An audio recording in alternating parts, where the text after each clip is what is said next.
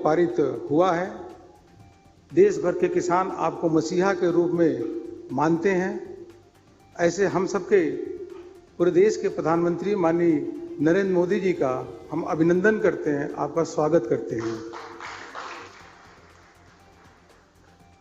आज के इस कार्यक्रम में पार्टी के राष्ट्रीय अध्यक्ष, जिनके नेतृत्व में हम सब लोग संगठन का कार्य कर रहे हैं, ऐसे जगत प्रकाश नड्डा जी का भी हम स्वागत करते हैं, आपका अभिनंदन करते हैं। भारतीय जनता पार्टी के पूर्व राष्ट्रीय अध्यक्ष, केंद्रीय रक्षा मंत्री माननीय राजनाथ सिंह जी का हम स्वागत करते हैं, अभिनंदन करते हैं। केंद्रीय मंत्री और पार्लियामेंट्री बोर्ड के सदस्य थावरचंद गहलोत जी का हम स्वागत अभिनंदन करते हैं। इसी के साथ साथ केंद्रीय मंत्री डॉक्टर हर्षवर्धन जी हैं, यहाँ पे माननीय प्रकाश जावड़ेकर जी हैं, आदरणीय धर्मेंद्र प्रधान जी हैं, अपना गजेंद्र सिंह शेखावत जी हैं, किरेन रिजिजू जी हैं, और इन सभी का मैं स्वागत अभिनंदन करता हूँ। मनसुख मांडविया जी हैं, भारतीय जनता पार्टी के राष्ट्रीय उपाध्यक्ष, महामंत्री, आप सभी का प्रवक्ता मैं स्वागत अभिनंदन करता हूँ। और आज इस कार्यक्रम में देश के कोने कोने में भारतीय जनता पार्टी शासित राज्यों के मुख्यमंत्री भी जुड़े हैं, उन सभी का स्वागत अभिनंदन करता हूं।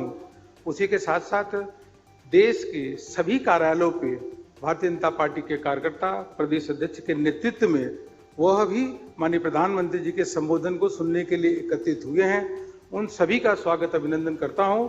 उसी के साथ साथ देश के करोड़ों कार्यकर्ता सभी बूथों पे बैठ करके आज माननीय प्रधानमंत्री जी का उद्बोधन सुनने के लिए बैठे हैं। और आज बहुत शुभ दिन है, पंडित दीनदयाल उपाध्याय जी की जयंती है। आप सभी का, देश के कोने कोने कार्यकर्ताओं का मैं स्वागत अभिनंदन करता हूं। अब मैं अपने पार्टी के राष्ट्रीय अध्यक्ष माननीय जगत प्रकाश नड्डा जी से निवेदन करता हूं कि आप कृपया आएं और हम सभी को संबोधित करें। माननीय जेपी नड्डा जी।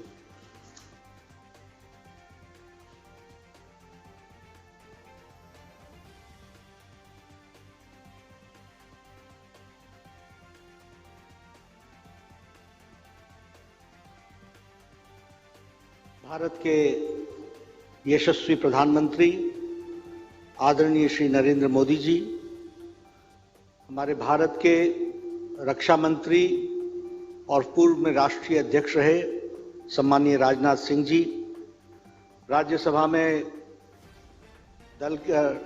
में हमारे नेता और पार्लियामेंट्री बोर्ड के सदस्य सम्माननीय थावरचंद गहलोत जी, यहाँ उपस्थित भारत सरकार के सभी मंत्रीगण, हमारे राष्ट्रीय पदाधिकारीगण और विभिन्न स्थानों से जुड़े हुए हमारे सभी मुख्यमंत्रीगण, मंत्रीगण और भारतीय जनता पार्टी के करोड़ों कार्यकर्ता जो आज इस संबोधन में, इस जन्म जयंती के अवसर पर उपस्थित हुए हैं, आप सबका हार्दिक अभिनंदन, आप सबका हार्दिक स्वागत। हम सब लोग जो एक विचार यात्रा में निकले हैं, उसकी प्रेरणा, उसकी शुरुआत हम सब जानते हैं कि हमारे आदरणीय स्वर्गीय पंडित दीनदयाल उपाध्याय जी के माध्यम से हुई है। उन्होंने हम लोगों को और पार्टी को एक विचार दिया और उस विचार यात्रा पर हम सब लोग निकल गए और इसी विचार यात्रा को पूरा करने का काम हम सब लोगों ने पकड़ा है। आज उनके जन्म जयंती पर सम्माननीय प्रधानमंत्री जी का हम सबको संबोधन मिलेगा। मैं अपनी ओर से, आप सब की ओर से और भारतीय जनता पार्टी के करोड़ों कार्यकर्ता की ओर से उनका हार्दिक अभिनंदन करता हूं और स्वागत करता हूं। हम सब जानते हैं कि पंडित दीनदयाल उपाध्याय जी ने एकात्म मानववाद के माध्यम से देश को एक वैकल्पिक विचार व्यवस्था दी थी, एक अल्टरनेटिव आइडियोलॉजी जो भारत की मिट्टी से रची बसी रही और भारत की मिट्टी से संस्कार से जुड़ते हुए विचार किस प्रकार से राजनीतिक दल को रखना चाहिए, उसका प्रतिष्ठापन उन्होंने किया था। और उस एकात्म मानववाद से निकला अंत्योदय, और उस अंत्योदय से निकला जो हमारे विचार यात्रा को नीतियों में परिवर्तित करने वाला था, वो था गरीब, किसान, मजदूर, वंचित, पीड़ित, शोषित, दलित, जो समाज के अंतिम पायदान पर खड़ा है उसको मुख्य धारा में लाने का जो प्रयोजन था उसको करने की बात आदरणीय दीनदयाल उपाध्याय जी ने की। और हमारे लिए ये सौभाग्य की बात है और गौरव का विषय है कि सम्माननीय प्रधानमंत्री जी ने अपने प्रधानमंत्रित्व काल में और गुजरात के मुख्यमंत्री के रूप में भी इस विचारधारा को लेटर और स्पिरिट में जमीनी स्तर पर उसका क्रियान्वयन किया और उसको एक रूप दिया। इस बात का हम सबको गौरव होता है। गौरव इस बात का होता है कि उनकी हर नीति, हर कार्यक्रम गरीब, शोषित, वंचित, पीड़ित, किसान, मजदूर इनको समर्पित रहा है। और ये सिर्फ कहने के लिए मैं नहीं कह रहा हूं। इस देश की तस्वीर बदलने में 11 करोड़ इज्जत घर बनाकर महिलाओं को इज्जत देना, परिवारों को इज्जत देना और देश की दुनिया में तस्वीर बदलना, यह काम आपके द्वारा हुआ है, हम जानते हैं। उसी तरीके से प्रधानमंत्री आवास योजना में 1.5 करोड़ लोगों के जो बगैर घर के थे उनके पक्के मकान देने की भी व्यवस्था आपने की है। और साथ ही साथ आपने संकल्प लिया कि हम 2022-23 तक इस बात को करेंगे कि कोई भी व्यक्ति पक्के छत के बगैर ना रहे, इस व्यवस्था को पूरा करेंगे। इसलिए दीनदयाल उपाध्याय जी के सपने को आपने साकार करने में पूरी ताकत सरकार की ओर से लगाई है। उसी तरीके से मुद्रा योजना के माध्यम से 25 करोड़ लोगों को लोन देने की व्यवस्था और उन लोगों को जो गरीब तबके के हैं, जिनको मुख्य धारा में शामिल होने के लिए आवश्यकता है, उनको आपने मदद करने का प्रयास किया है। उज्ज्वला योजना के तहत 8 करोड़ बहनों को गैस का सिलेंडर और चूल्हा देना, यह अपने आप में देश की तस्वीर बदलता है। और मैं तो यह कहूंगा कि सिर्फ यह चूल्हा देना ही नहीं था, यह बहनों की स्वास्थ्य की दूरगामी चिंता करने के बराबर रहा और इसने भी देश की तस्वीर को बदलने में और महिलाओं को एक तरीके से आपने आजाद किया, सशक्तिकरण किया, यह हम सब लोग जानते हैं। 2 करोड़ 60 लाख लोगों को आपने सौभाग्य योजना के तहत बिजली पहुंचाई। मैं गांव का रहने वाला हूं, मुझे मालूम है कि घर में बिजली आने का मतलब क्या होता था। 18,000 गांव बिजली से बगैर थे और यह आजाद भारत की तस्वीर थी। लेकिन आपने प्रधानमंत्री बनने के बाद संकल्प लिया और आज 100% बिजली युक्त आपने किया है, यह हम सबको पता है। मुझे खुशी होती है कि आपके नेतृत्व में आयुष्मान भारत बना, दुनिया का सबसे बड़ा हेल्थ कवरेज। लगभग 50 करोड़ लोगों को इसमें जोड़ा गया और लगभग 1 करोड़ 30 लाख लोगों ने इसका फायदा उठा लिया। लगभग 1600 करोड़ रुपए इसमें खर्च हुए हैं और ये वो लोग हैं जो समाज के अंतिम पायदान पर खड़े हैं।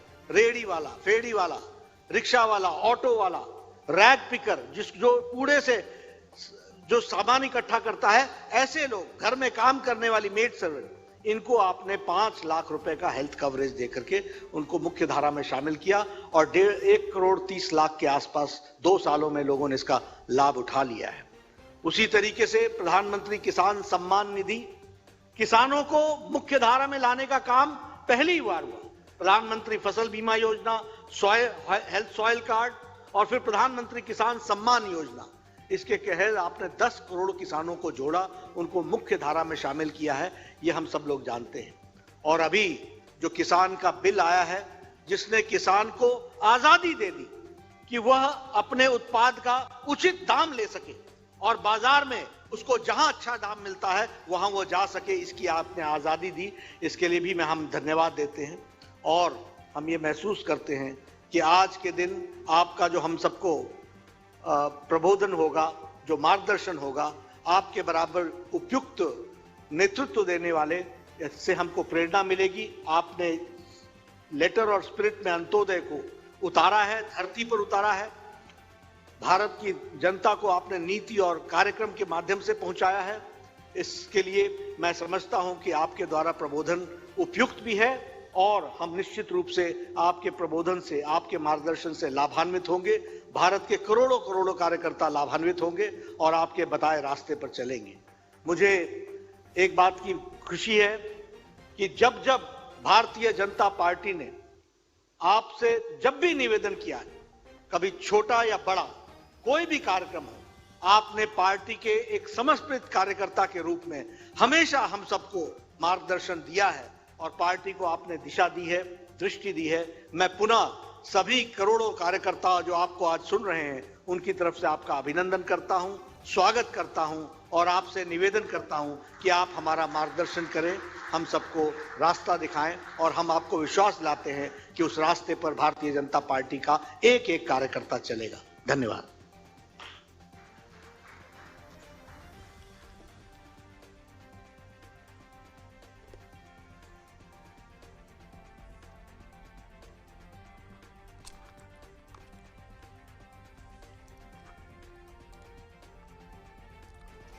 नमस्कार। देश भर में फैले भारतीय जनता पार्टी के कर्मठ कार्यकर्ताओं को पंडित दीनदयाल उपाध्याय जी की जन्म जयंती पर अनेक अनेक शुभकामनाएं देता हूं, ताकि पंडित जी ने जो हमें मार्गदर्शन किया है, जो रास्ता हमें दिखाया है, उस रास्ते पर हम पूरे समर्पित भाव से आगे बढ़ पाएं।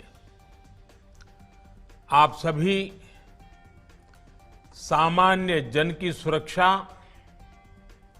और सेवा के लिए समर्पित भाव से निरंतर काम कर रहे हैं। कोरोना की चुनौतियों के बीच भी भाजपा कार्यकर्ताओं ने अपनी इस सेवा साधना को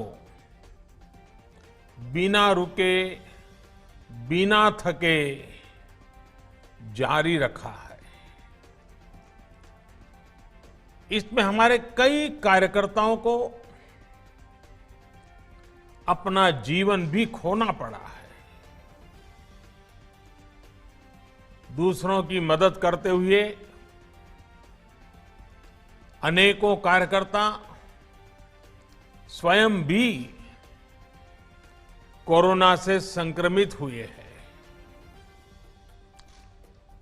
हमारे जिन साथियों ने अपनी जीवन लीला समाज की सेवा करते करते गए समाप्त की है, मैं आज उन सभी दिवंगत साथियों को आदरपूर्वक अंजलि देता हूं। मैं भाजपा के प्रत्येक कार्यकर्ता को उनके सेवाभाव के लिए, उनके परिश्रम के लिए आदरपूर्वक नमन करता हूं और प्रेरणा रूप ये सेवा साधना की परंपरा हम सब के लिए बहुत बड़ी प्रेरणा बनी रहेगी। मैं उनकी प्रशंसा करता हूं।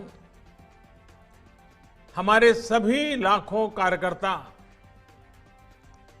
जो इस संकट की घड़ी में सेवा में रत है, उनके और उनके परिवारजनों के स्वास्थ्य की भी कामना करता हूं। और जैसे हर देशवासी के स्वास्थ्य की कामना करता हूं, मैं अपने हर कार्यकर्ता साथी की भी उत्तम स्वास्थ्य की कामना करता हूं। साथियों, मैं हमारे राष्ट्रीय अध्यक्ष नड्डा जी का बहुत आभारी हूं कि बीच में मुझे इस कोरोना के समय जो सेवा कार्य कर रहे थे, उन कार्यकर्ताओं से बातचीत करने का अवसर मिला था।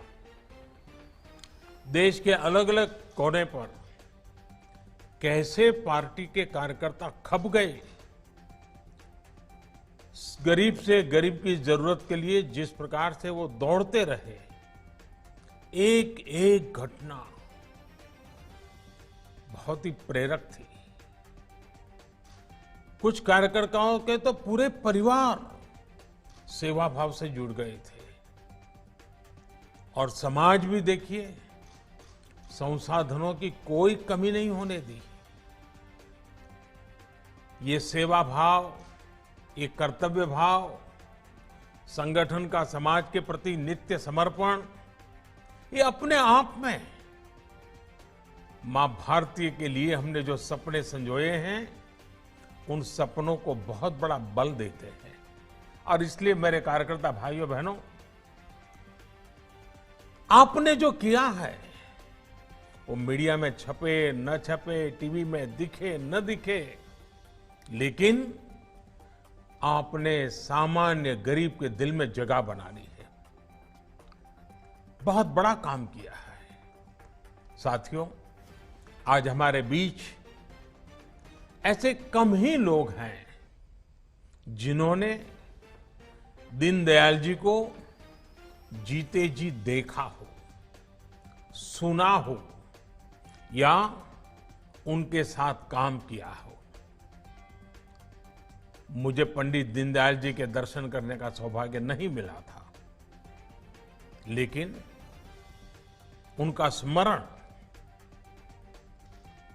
उनके बताए हुए रास्ते, उनका दर्शन, उनका चिंतन और उनका जीवन भी प्रतिपल हमें पावन भी करता है, प्रेरणा भी देता है, ऊर्जा से भर देता है।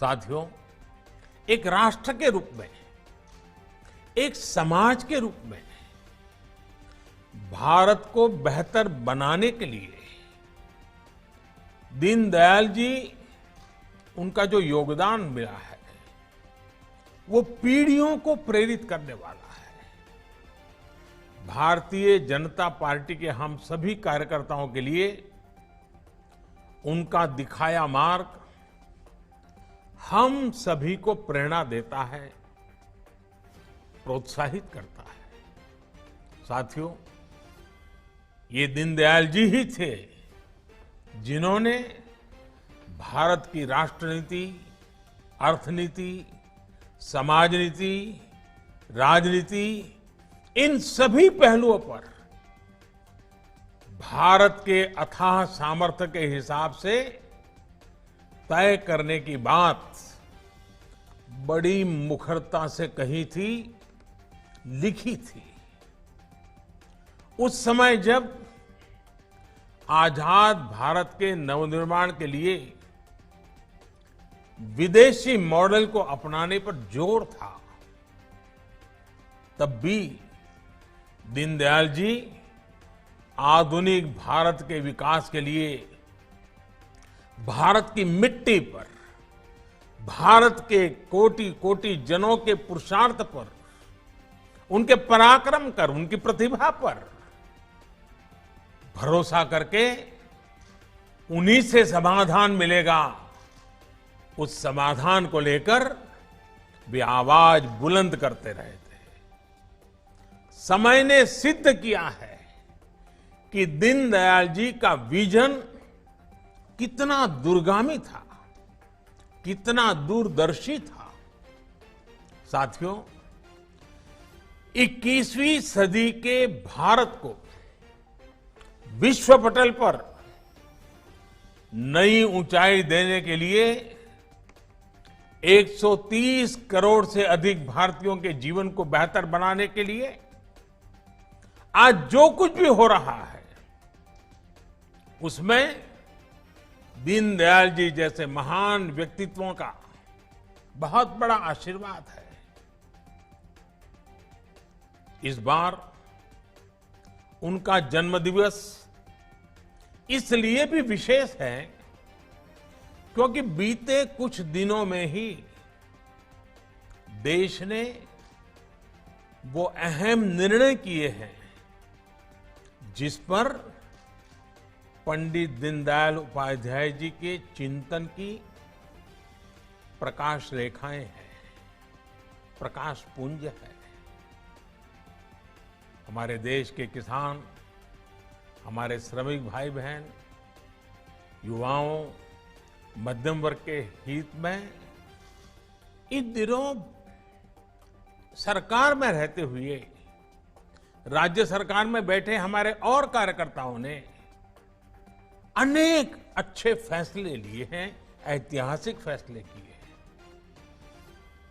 जहां जहां भी राज्यों में भी हमें सेवा करने का अवसर मिला है, वहां की हमारे मुख्यमंत्री और उनकी टीम, वहां की पार्टी और पार्टी की टीम इन्हीं आदर्शों को परिपूर्ण करने के लिए उतने ही जी जान से लगे हुए हैं।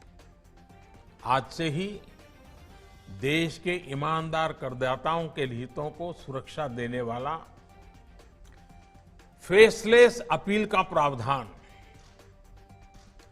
भारत की टैक्स व्यवस्था से जुड़ने वाला है।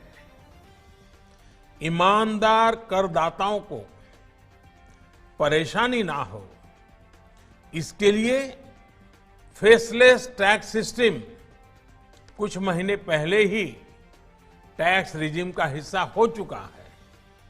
अब वहां से ऊपर अपील में जाना है। अब फेसलेस अपील का प्रावधान करदाताओं को अनावश्यक रूप से परेशान करने की प्रवृत्ति से बहुत बड़ी सुरक्षा देगा। और मैंने हमेशा कोशिश की है, सरकार की जिन्हें जरूरत नहीं है उनके जीवन में सरकार दखल न दे। सरकार जितनी कम दिखे उतनी समाज की ताकत बढ़ती है। साथियों, आज जब देश को आत्मनिर्भर बनाने के लिए एक एक देशवासी अथक परिश्रम कर रहा है, तब गरीबों को, दलितों, वंचितों, युवाओं, महिलाओं, किसानों, आदिवासी, मजदूर, उन सबको उनका हक देने का बहुत ऐतिहासिक काम करने का हम सबको सौभाग्य मिला है। और एक कार्यकर्ता के रूप में भारतीय जनता पार्टी ने जिस संस्कारों से हमें गढ़ा है, मन को बहुत संतोष होता है। आजादी के अनेक दशकों तक किसान और श्रमिक के नाम पर खूब नारे लगे, बड़े बड़े घोषणा पत्र लिखे गए, लेकिन समय की कसौटी ने सिद्ध कर दिया है कि वो सारी बातें कितनी खोखली थी। सिर्फ नारे थे। मैं समझता हूं देश अब इन बातों को भली भांति जानता है। और इसलिए ही दीनदयाल जी कहते थे कि बड़ी बड़ी घोषणाओं के बावजूद जनता की अपेक्षाएं पूरी नहीं हो रही है। ये उस जमाने में वो कहते थे। और पंडित जी ने कहा था, अव्यवस्था और अनाचार, अभाव और असमानताएं, असुरक्षा और असामाजिकता उस समय का उनका वर्णन था, बढ़ती जा रही है। उनकी कही ये बातें बाद के दशकों में और प्रबल होती गई। दीनदयाल जी तो हमें छोड़ के बहुत पहले चले गए थे। ये तब और बढ़ा जब कुछ लोगों ने राष्ट्रहित और जनहित के बजाय सत्ता और स्वहित को राजनीति का हिस्सा बना लिया। साथियों, किसान और श्रमिक के नाम प्रदेश में, राज्यों में अनेकों बार सरकारें बनी, लेकिन उन्हें मिला क्या? सिर्फ वादों और कानूनों का एक उलझा हुआ जाल, एक ऐसा जाल जिसको ना तो किसान समझ पाता था और न ही मेरा श्रमिक भाई बहन समझ पाते थे। किसानों को ऐसे कानूनों में उलझा कर रखा गया जिसके कारण वो अपनी ही उपज को अपने मन मुताबिक बेच भी नहीं सकता था। नतीजा ये हुआ कि उपज बढ़ने के बावजूद किसान ने पसीना बहाने में कोई कमी नहीं रखी। बूंद बूंद पानी का, तिल तिल जमीन के हिस्से का उपयोग करते हुए देशवासियों का पेट भरने के लिए, सरकार के खजाने भरने के लिए हमारे किसान ने कोई कमी नहीं रखी। उपज बढ़ाने के बावजूद किसानों की आमदनी उतनी नहीं बढ़ी। हां, उन पर दिनों दिन कर्ज बढ़ता गया। कर्ज जरूर बढ़ गया। साथियों, भाजपा के नेतृत्व में एनडीए सरकार ने निरंतर इस स्थिति को बदलने का प्रयास किया है, प्रामाणिक प्रयास किया है, सोच समझ करके प्रयास किया है। कोई निजी स्वार्थ के लिए नहीं, कोई राजनीतिक स्वार्थ के लिए नहीं, सिर्फ और सिर्फ किसान के कल्याण को ध्यान में रखते हुए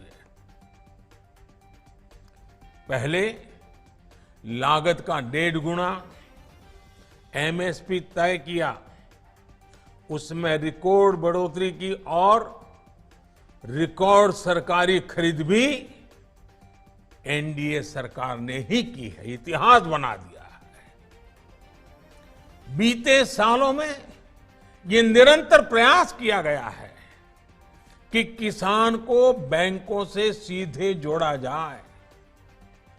पीएम किसान सम्मान निधि के तहत देश के 10 करोड़ से ज्यादा किसानों के बैंक खातों में कुल 1 लाख करोड़ रुपए से ज्यादा ट्रांसफर किए जा चुके हैं। सरकार ने इस बात का भी प्रयास किया है कि ज्यादा से ज्यादा किसानों के पास क्रेडिट कार्ड हो, किसान क्रेडिट कार्ड, उन्हें खेती के लिए आसानी से कर्ज उपलब्ध हो। पहले सिर्फ उसी किसान को केसीसी का लाभ मिलता था जिसके पास 2 हेक्टेयर जमीन हो। हमारी सरकार इसके दायरे में देश के हर किसान को ले आई। थोड़ी सी भी जमीन होगी, किसान है, इसका हकदार है। अब किसान क्रेडिट कार्ड का लाभ पशुपालकों को और मछली पालन से जुड़े लोगों को भी दिया जा रहा है। साथियों, पिछले सरकार के 5 साल में किसान क्रेडिट कार्ड द्वारा किसानों को करीब 20 लाख करोड़ रुपए का ऋण दिया गया था। मैं यूपीए सरकार की बात करता हूं। भाजपा सरकार के 5 वर्ष में किसानों को लगभग 35 लाख करोड़ रुपए केसीसी के माध्यम से दिए गए हैं। सरकार देशव्यापी अभियान चलाकर ज्यादा से ज्यादा किसानों को केसीसी से जोड़ रही है ताकि उन्हें किसी और के पास ऊंचा ब्याज दे करके, जमीनें गिरवी रख करके, पहले से ही अनाज बेचने का एक प्रकार से सौदा करके कर्ज लेने की मजबूरी से बाहर निकालने के लिए हमने एक अहम काम पूरी ताकत से शुरू किया है। इन सभी प्रयासों से देश के किसानों को बहुत बड़ी मदद मिली है और अब दशकों बाद किसान को अपनी उपज पर सही हक मिल पाया है। कृषि में जो सुधार किए गए हैं उसका सबसे ज्यादा लाभ छोटे और सीमांत किसानों को मिलेगा। देश में 100 में से 85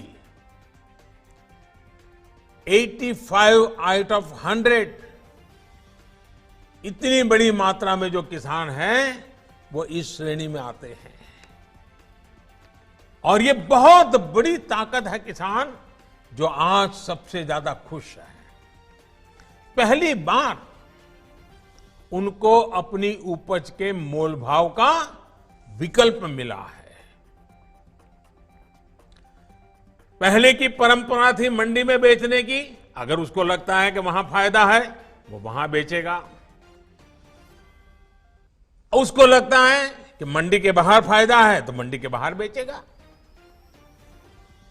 फर्क इतना किया है, महत्वपूर्ण फर्क है, किसान को हक दिया है जो अपनी मर्जी के मुताबिक जहां ज्यादा दाम मिलेगा अपना माल बेचेगा। साथियों, भाजपा सरकार ने जो काम किया है, अब भाजपा के हर कार्यकर्ता को इन कानूनों की भावना को बिल्कुल सरल भाषा में किसान साथियों के बीच बैठ करके, गांव में जाकर के, खटिया की परिषदें कर करके, चारपाई की परिषद कर करके, छोटे छोटे ग्रुप में हमें बताना है। और ये वर्चुअल जब दुनिया चल रही है, तब एक प्रकार से ये अवसर है कि हम बड़े बड़े कार्यक्रम न करते हुए छोटे छोटे कार्यक्रम करते, 5 किसान 10 किसान बैठे हैं, चाय पी रहे हैं, चारपाई पर बैठे हैं, अपनी बात, उनके सवालों के जवाब, बातचीत कर, और वो हमें इतनी अच्छी चीजें बताएंगे, वो हमारे विचार को भी ताकत देंगे। उनके बीच ले जाना, मैं भारतीय जनता पार्टी के हर कार्यकर्ता पंडित दीनदयाल जी के विचार को हमने व्यवहार में कैसे लाया है, ये ले जाने का अभियान बनता है। किसानों से हमेशा जिन्होंने झूठ बोला है, झूठ बोलने वाले कुछ लोग इन दिनों अपने राजनीतिक स्वार्थ की वजह से किसानों के कंधे पर बंदूकें फोड़ रहे हैं, किसानों को भ्रमित करने में लगे हैं। ये लोग अफवाहें फैला रहे हैं।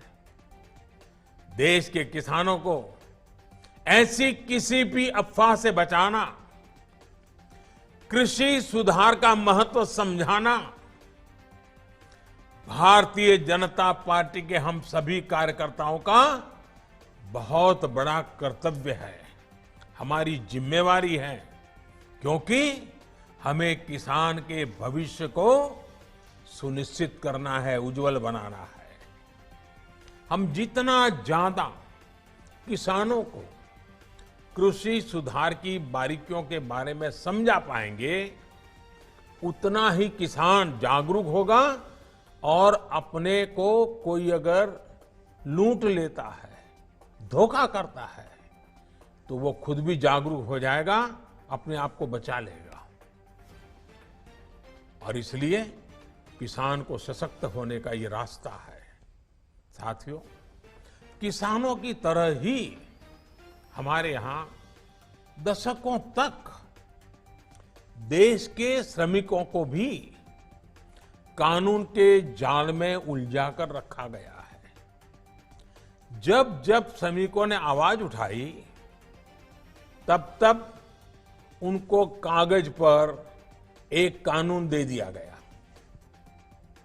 स्थिति ये थी कि निर्माण से जुड़े श्रमिकों के लिए एक कानून, खेत से जुड़े श्रमिकों के लिए दूसरा कानून, पत्रकारिता से जुड़े कामगारों के लिए एक कानून, फिल्म उद्योग के क्षेत्र में काम करने वाले श्रमिक साथियों के लिए अलग कानून, ऐसे अनेक कानून थे।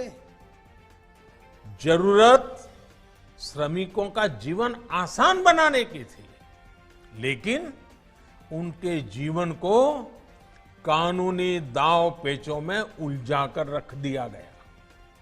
इस वजह से वो इंसाफ के लिए कोर्ट का रुख करते भी तो बरसों बरस कचहरी के चक्कर ही काटते रह जाते हैं। अब इस स्थिति को बदल दिया गया है। 4 लेबर कोड्स के माध्यम से देश के श्रमिक साथियों को दर्जनों कानूनों के कुचक्र से बाहर निकालने का प्रयास हमने किया है। श्रमिकों के स्वास्थ्य, श्रमिकों की सुरक्षा, श्रमिकों की सुविधा और श्रमिकों के वेतन को लेकर अब कानूनों को सरल बनाया गया है, सहज बनाया गया है। नए कानूनों के माध्यम से देश के सभी करीब 50 करोड़ संगठित और असंगठित क्षेत्र के श्रमिकों को वेतन मिले और वो भी समय पर मिले, इसको कानूनी रूप से अनिवार्य कर दिया गया है। अभी तक खनन, बिल्डिंग और कंस्ट्रक्शन वर्कर, स्वीपिंग और क्लीनिंग, मैन्युफैक्चरिंग, ऐसे कुछ कामों से जुड़े देश के सिर्फ 30% श्रमिक को ही न्यूनतम वेतन मिलता था। याद रखिए, सिर्फ 30%, 30%। अब IT industry, hotel, dhaba, transport, घरेलू कामगार, असंगठित क्षेत्र के तमाम दूसरे श्रमिकों को भी ये सारे हक मिलेंगे, इसके दायरे में लाया गया है। हमें श्रमिकों के आशीर्वाद मिलने वाले हैं। साथियों, अभी पूरे देश में न्यूनतम वेतन को लेकर करीब 10,000 अलग अलग दरें हैं। आप चौंक जाएंगे सुन करके, 10,000 अलग अलग दर। हमने 10,000 दर बताइए, वो जीवन तो उसको उसी व्यवस्था में जीना पड़ता है। अब नए प्रावधानों से 10,000 को कम करके सिर्फ करीब 200 के अंदर ही उसको कर दिया गया है। बड़ी मेहनत पड़ी है, लेकिन किया है। इसके अलावा अब ठेका मजदूरी के स्थान पर एक फिक्स टर्म के रोजगार का भी विकल्प दिया गया है। ऐसे श्रमिकों को रेगुलर कर्मचारी की तरह ही वेतन मिलेगा। वेलफेयर से जुड़ी दूसरी योजनाओं का लाभ भी मजदूर को मिलेगा और उन्हीं की तरह काम के घंटे भी फिक्स होंगे। 12 घंटे 10 घंटे मजदूरी करवा लेना, ये अब बंद होगा। वहीं एक राज्य से दूसरे राज्य में काम के लिए जाने वाले श्रमिक साथियों के स्वास्थ्य, सुरक्षा, इसके लिए भी इसमें हर जरूरी प्रावधान किया गया है। किसानों, खेत मजदूरों, छोटे दुकानदारों, असंगठित क्षेत्र के मजदूरों के लिए 60 वर्ष की आयु के बाद पेंशन और बीमा से जुड़ी योजनाएं हमारी सरकार ने पहले से ही उसका आरंभ कर दिया है। अब नए प्रावधानों से ये सामाजिक सुरक्षा का ये कवच और मजबूत होगा। ये नए प्रावधान देश के उद्योगों के लिए भी, उनके लिए भी एक प्रकार से काम करना सरल करेंगे, आसान बनाएंगे। करप्शन भी रुकेगा। इस वजह से संगठित क्षेत्र का दायरा भी बढ़ेगा और रोजगार के नए अवसर भी उपलब्ध होंगे। साथियों, जो पहले के श्रमिक कानून थे, वो देश की आधी आबादी, हमारी महिला श्रम शक्ति के लिए काफी नहीं थे। अब इन नए कानूनों से हमारी बहनों को, बेटियों को समान मानदेय दिया गया है। उनकी ज्यादा भागीदारी को सुनिश्चित किया गया है। अब देश के श्रम क्षेत्र को भी महिलाओं के लिए पूरी तरह से खोल दिया गया है। साथियों, किसानों, श्रमिकों और महिलाओं की ही तरह छोटे छोटे स्वरोजगार से जुड़े साथियों का एक बहुत बड़ा वर्ग ऐसा था जिसकी सूद कभी नहीं ली गई। रेहड़ी पटरी, फेरी पर काम करने वाले लाखों साथी जो आत्मसम्मान के साथ अपने परिवार भरण पोषण करते हैं, उनके लिए भी पहली बार एक विशेष योजना बनाई गई है। ऐसे लाखों रेहड़ी पटरी वाले साथियों को बैंक से सीधे 10,000 रुपये का ऋण उपलब्ध कराया जा रहा है। ये सिर्फ एक मुश्त ऋण की योजना नहीं है, बल्कि इससे रेहड़ी पटरी वालों को इस तरह बैंकिंग सिस्टम से जोड़ा गया है कि अगर वो अपने छोटे कारोबार को आगे बढ़ाना चाहता है और बैंक के साथ उसका लेन देन बहुत बढ़िया ढंग से चल रहा है, तो आगे भी ज्यादा लोन दे सके, कम दरों पर कर्ज दे सके, ये व्यवस्था की गई है। ऐसे काम से जुड़े अनेक साथी गांवों को छोड़कर शहर पहुंचते हैं। उनको वहां आवास की बेहतर सुविधाएं प्राप्त हो, इसके लिए भी उचित किराए वाली आवास योजना बनाई गई है।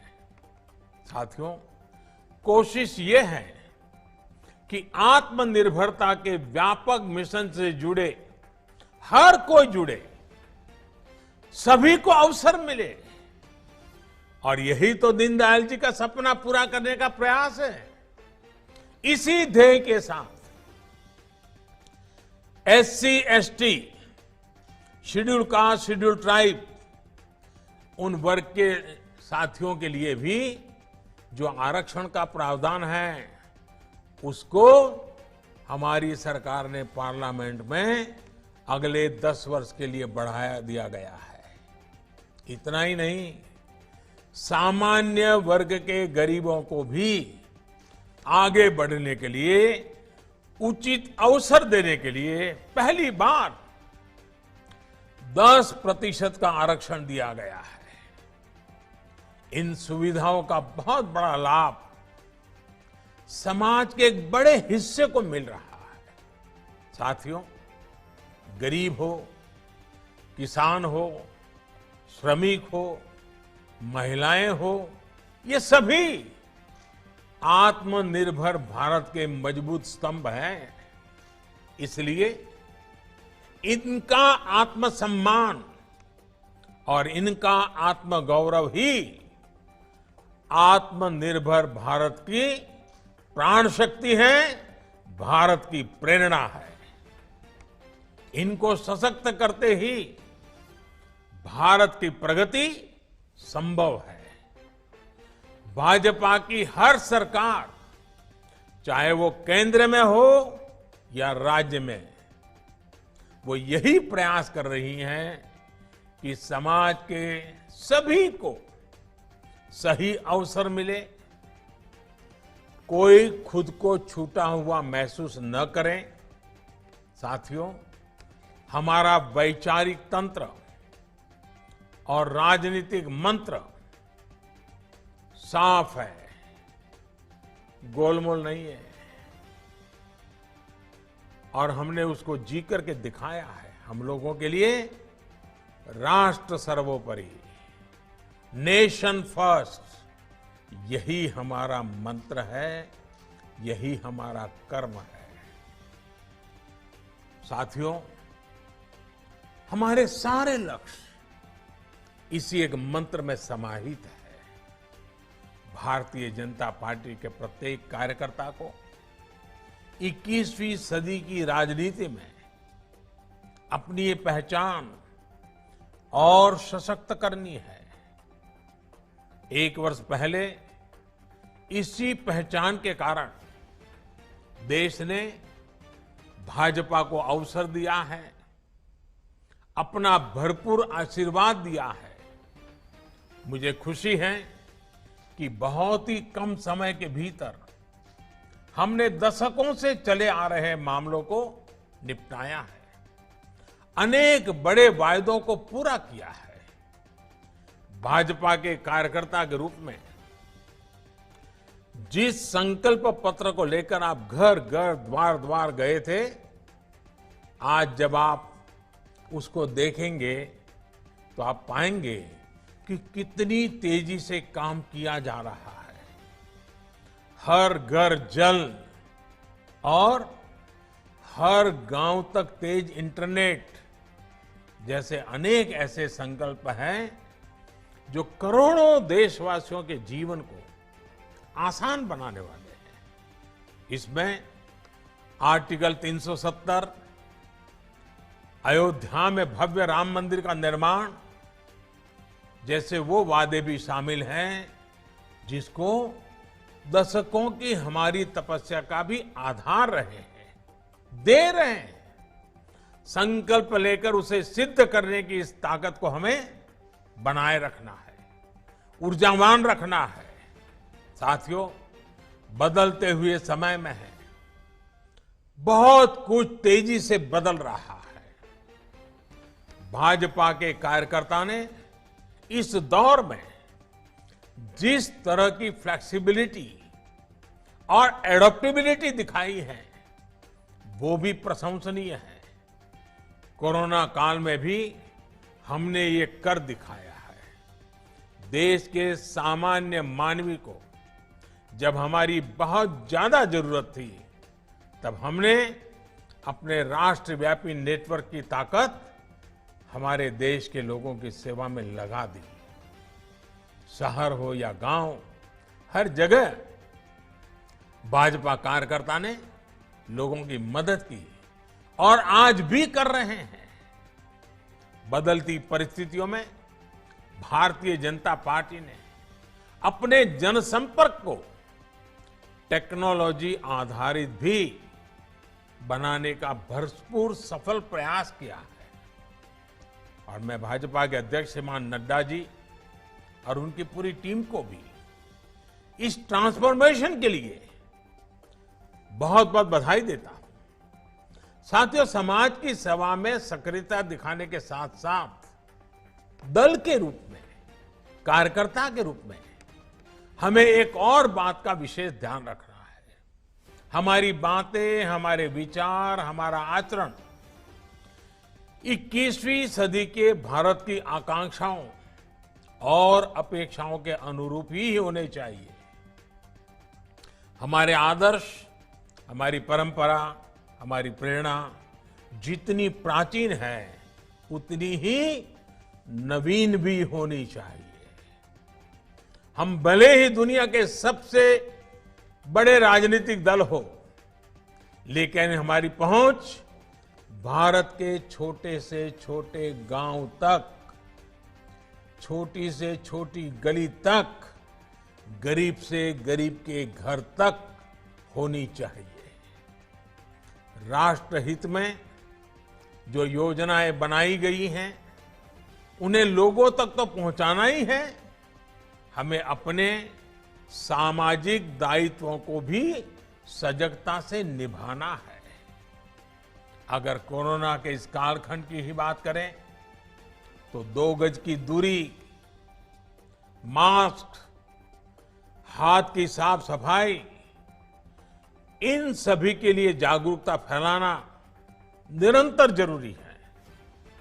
हमें खुद भी इन नियमों का सख्ती से पालन करना है और दूसरे लोगों को भी इसके लिए प्रोत्साहित करना है।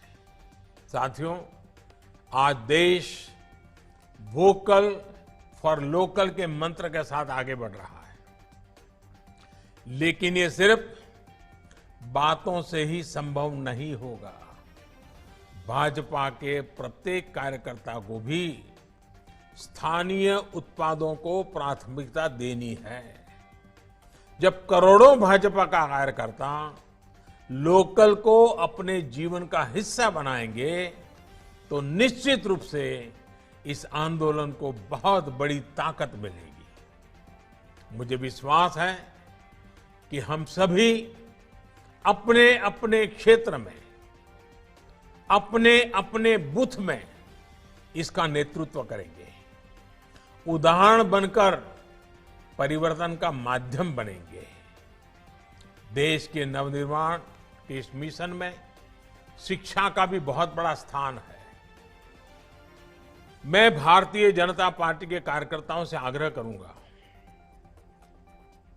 कि हर इकाई 5 दिन 7 दिन का एक विशेष सत्र तय करें,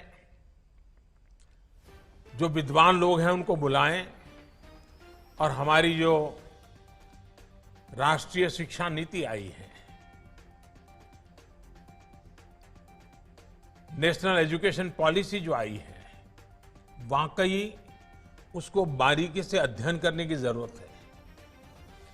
अध्ययन करने से हम भी समाज में ये शिक्षा का जो बदलाव है, जो लोग चाहते थे, इतना बड़ा इसका स्वागत हुआ है, इतनी बड़ी उसका सम्मान हुआ है, लेकिन उसका लाभ हमें पहुंचाना होगा। हमें लोगों के साथ बैठ करके, शिक्षा जगत से जुड़े लोगों के साथ बैठ करके हर इकाई अपनी अनुकूलता से 5 दिन का 7 दिन के समिट रखें, रोज 2-2 घंटे के समिट हो। आप देखिए, बात जितनी नीचे जाएगी, लोकल अनुभव उसके साथ जुड़ जाएगा। 30 साल के बाद देश में जब शिक्षा नीति आई है, ये 21वीं सदी का बहुत बड़ा आधार बने, ये देखना हम लोगों का मिशन होना चाहिए। साथियों, मैं फिर एक बार पंडित दीनदयाल उपाध्याय जी को आदरपूर्वक नमन करता हूं। इस पार्टी को बनाने के लिए अनेक परिवारों ने जो अपना जीवन खपाया है, उन सभी परिवारों को नमन करता हूं और आप सभी कार्यकर्ताओं के बलबूते पर मां भारती की सेवा करने के लिए हम जो चल पड़े हैं, मां भारती के लिए जो सपने हमने संजोए हैं, उन सपनों को पूरा करने में पंडित दीनदयाल जी के आशीर्वाद हम पर बने ही रहेंगे, हमारे सभी बुजुर्गों के आशीर्वाद बने रहेंगे और आपका परिश्रम, आपका संकल्प, आपका सामर्थ्य, आपकी दौड़ धूप, ये सब कुछ राष्ट्र को आगे बढ़ाने में काम आने वाली है। एक कार्यकर्ता के नाते आप सबके बीच आकर के और ये अवसर पर बात करने के लिए मौका मिला, मैं अपने आप को बहुत भाग्यवान मानता हूं। मैं फिर एक बार आपको शुभकामनाएं देता हूं। आपसे आग्रह करूंगा, आप खुद को, अपने परिवार को सुरक्षित रखते हुए आगे बढ़े, इसी कामना के साथ बहुत बहुत धन्यवाद।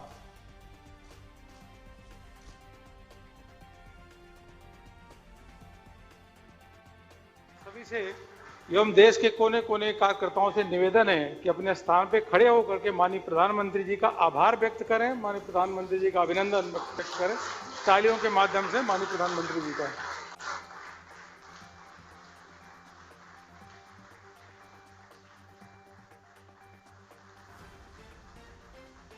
पार्टी के करोड़ों कार्यकर्ता का यह सौभाग्य है कि माननीय प्रधानमंत्री जी के नेतृत्व में काम कर रहा है और जब भी माननीय प्रधानमंत्री जी का संदेश प्राप्त होता है या उनका उद्बोधन मिलता है तो कार्यकर्ता और ऊर्जा से जो समाज हित है, राष्ट्र हित के लिए काम करता है। माननीय प्रधानमंत्री जी का मैं आभार व्यक्त करता हूं कि देश के कार्यकर्ताओं को आपने संबोधित किया और उसी के साथ साथ इस भारतीय जनता पार्टी के मुख्यालय पे यहाँ पे उपस्थित माननीय राष्ट्रीय अध्यक्ष जी का भी आभार व्यक्त करते हैं। माननीय रक्षा मंत्री जी का आभार व्यक्त करता हूं कि आप आए और कार्यक्रम में भाग लिए और केंद्रीय मंत्रिमंडल के सभी सदस्य जो यहाँ पे पार्टी कार्यालय पे आए हैं, डॉक्टर हर्षवर्धन जी भी हैं और थावरचंद गहलोत जी हैं, अपने प्रकाश जावड़ेकर जी हैं, धर्मेंद्र प्रधान जी हैं, पीयूष गोयल जी हैं, स्मृति ईरानी जी हैं, गजेंद्र सिंह जी हैं और किरण रिजिजू जी हैं। आप सभी का बहुत बहुत धन्यवाद व्यक्त करते हैं। आप कार्यालय आए, पार्टी के सभी पदाधिकारियों को भी जो कार्यालय हैं उनका मैं धन्यवाद व्यक्त करता हूं और देश के करोड़ों कार्यकर्ता अलग अलग बूथ में माननीय प्रधानमंत्री जी के जो उद्बोधन है उसको सुने, उनका भी मैं आभार व्यक्त करता हूं। बहुत बहुत धन्यवाद। यह कार्यक्रम यहाँ पे समाप्त होता है।